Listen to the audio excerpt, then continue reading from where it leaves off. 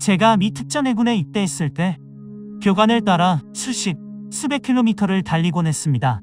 다행히 시작과 끝점을 알고 있어서 돌아오는 코스에 사람들은 행복해 보였어요. 아무리 힘들어도 끝이 점점 가까워졌기 때문이죠.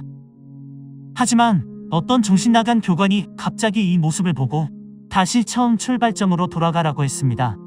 그래서 사람들은 할 말을 잃고 어찌할 바를 몰랐는데요. 일부는 마지못해 처음 출발점으로 돌아가기도 했고 또 몇몇은 못하겠다며 그 자리에서 포기해버렸습니다. 저는 그때 한 가지 깨달음을 얻었는데요. 그건 대다수 사람들은 막연한 희망에 기댄다는 거예요. 막연히 교관이 훈련을 멈춰주길 바라고, 막연히 따뜻한 물로 샤워하길 바라고, 막연히 항상 좋은 날씨를 기대합니다. 하지만 저는 곧다구로 살지 않기로 했습니다. 날씨가 좋든 말든 물이 좀 차가우면 어떻고, 정신나간 교관이 계속 미친 짓을 하든 말든 저는 제 인생에 더 큰 풍랑이 오길 기대합니다.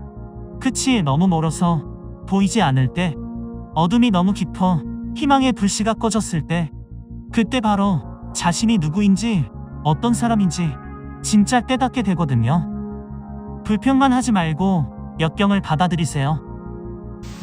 물론 그 당시 저도 사람인지라 정강이가 골절되는 바람에 너무 아팠습니다. 그래서 어쩔 수 없이 발목이 움직이지 않도록 테이프로 고정하는 게 제가 할 수 있는 최선이었죠.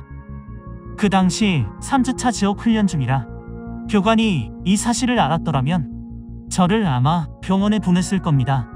하지만 저는 그 누구에게도 티내지 않고 그냥 정강이가 계속 골절된 상태로 모든 미 특전해군 훈련을 마쳤는데요. 제가 어떻게 참았을까요? 솔직히 통증이 너무 심해서 매일 아침 일부러 발목을 정강이까지 꺾어 올렸습니다. 처음엔 죽을 것 같았지만 점차 마비가 와서 통증이 무뎌지기 시작했고 이 짓을 무려 6개월이나 반복하며 정신력으로 버틴 거죠. 지옥 훈련이 왜 지옥 훈련이겠어요? 하루에도 수십 번씩 중도 포기하고 싶었지만 동료의 한마디 말에 버틸 수 있었습니다. 이번이 마지막이다. 마지막. 그래서 그냥 그렇게 믿고 움직이니 완주할 수 있었습니다. 하지만 인생은 결코 호락호락하지 않습니다. 아무리 최선을 다한다 한들 실패와 좌절을 경험하기도 하죠. 그렇다면 실패를 극복하기 위해서 실패한 순간에 자기 자신에게 뭐라고 외쳐야 할까요? 만약에라고 끊임없이 소리쳐 보십시오.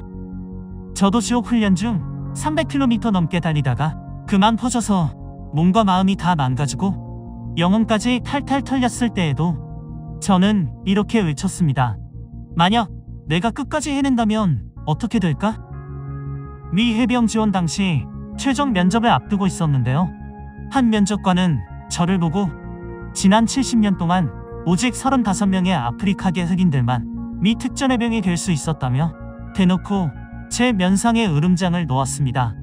솔직히 기분은 안 좋았지만 그때 제 자신에게 한번 물어봤어요.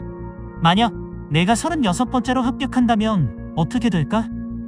내가 기적의 역사를 쓴다면? 남들은 다 안 된다고 할 때 마침내 내가 해내고 만다면? 이렇게 끊임없이 자신과 대화하는 건 성공에 있어 아주 좋은 습관입니다.